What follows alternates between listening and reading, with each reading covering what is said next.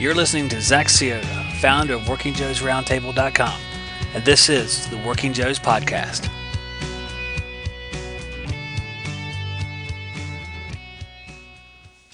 Hey, this is Zack with WorkingJoesRoundtable.com, and you're listening to the Working Joes Podcast. I want to have a quick podcast today talking about a little bit of load calculation stuff.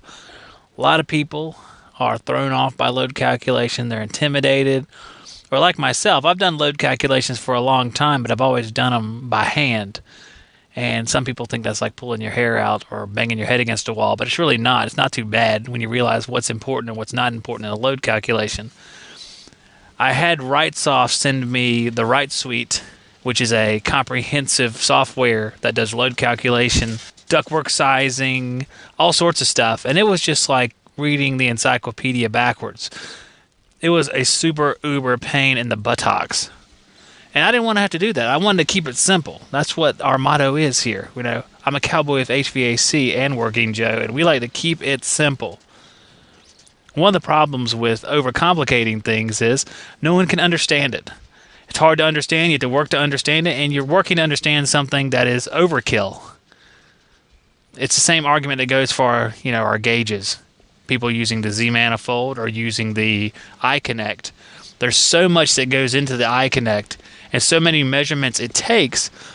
If you feel compelled to try to utilize all those measurements, you're probably going to have a brain aneurysm or your head's just going to outright explode because you don't need the information.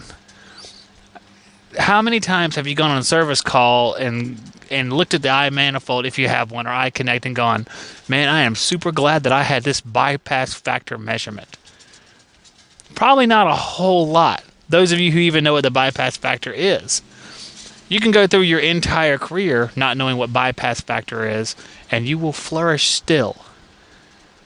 Is it helpful sometimes? Sure, it is. It is helpful. But not a whole lot. And usually you can identify the problems that bypass factor indicates through other means, through simpler means. And that's sort of what the load calculation's like. I use an old ASHRAE document when I do my load calculations, and it works fine. It works great. People say that all the time. It works fine. I've been doing it for 20 years. It works fine. But it really does. It gets the same answer, and with a lot less work and pulling your hair out. But I want to talk about one particular part of load calculation. It's not the ASHRAE document, and it's not pulling your hair out, It's not a Rogaine ad.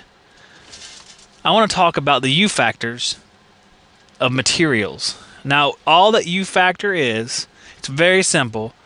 It's how much heat is getting through, or how many BTUs are getting through a particular material per 1 degree of temperature difference. So real simple. Every 1 degree of temperature difference, this many BTUs goes through 1 square foot of this material.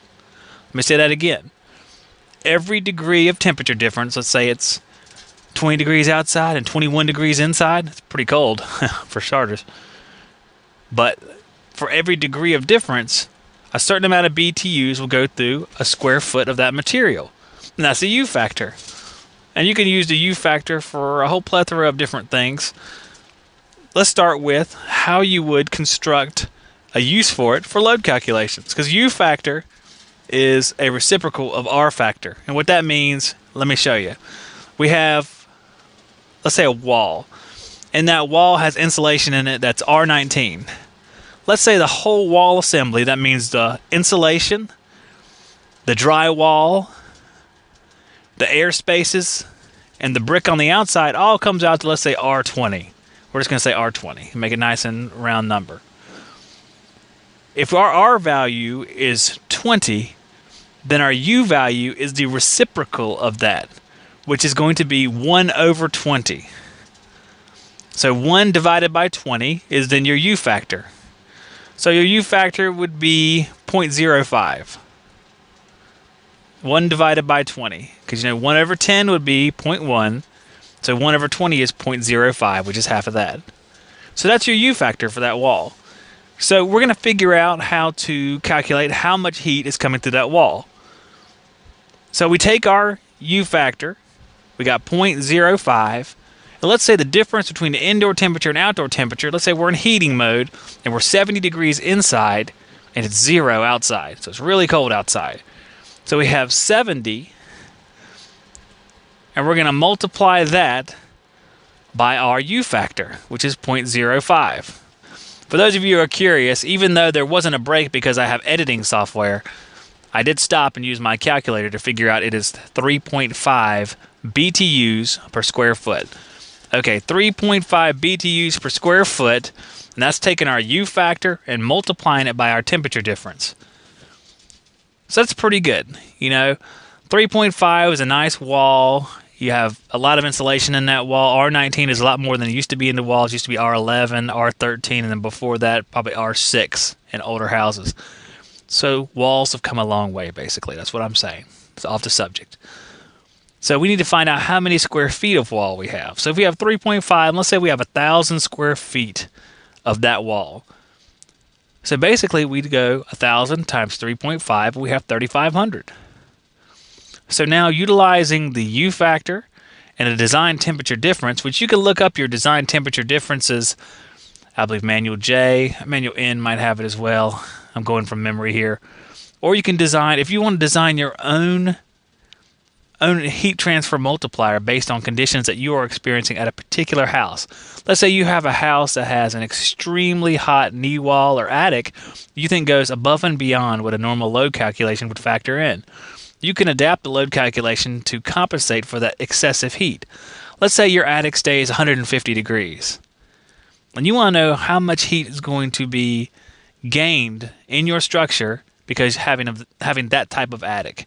You can adapt these heat transfer multipliers to compensate for that using the same method we just did. Take your R value, say you have an R30 ceiling with insulation. You just used a reciprocal, which is 1 over 30, which is going to be, 0.033333. You have that. You multiply that by your temperature difference. Let's say it's 80 degrees. Then you can multiply it by the square foot to get your new BTU gain in the structure, because you're taking attic heat and it's transferring to the living space. So it's very interesting. You can actually adapt things to work for you. And that's sort of, it's like a Cowboys of HVAC thing, for those of you who might be wondering that, which is none of you probably. But it's Cowboys of HVAC because we're taking something that is used, you have a particular document, you have a software, and you want to adapt it to a situation you are having specifically.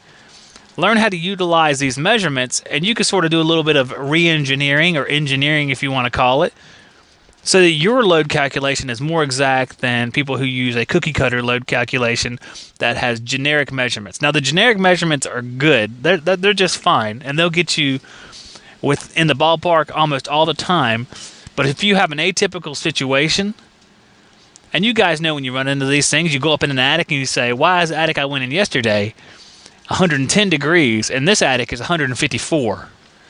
There's something wrong with this house. They need to change something. Well, maybe they don't want to change it. So you're going to have to compensate for that.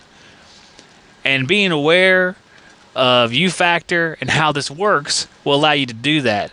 So it kind of separates you from the competition. Now, we have to use this very often. I really doubt it. I don't have to use it very often because a cookie cutter load calculation is good enough almost all the time. But if you want to take it to the next level, you can use this calculation. You can use these, well, I don't know what you call it. You can call it audible and use these measurements to figure up a more specific load calculation for your situation. And I hope this helps, guys. We'll have more stuff like this coming up on the Working Joe's podcast. Thanks for tuning in, and I'll see you on the next one. Check out John Israel's Israel HVAC podcast on WorkingJoesRoundtable.com and iTunes. John has been a tech and owner for the last 10 years. Come along as he shares his experiences on his brand new podcast.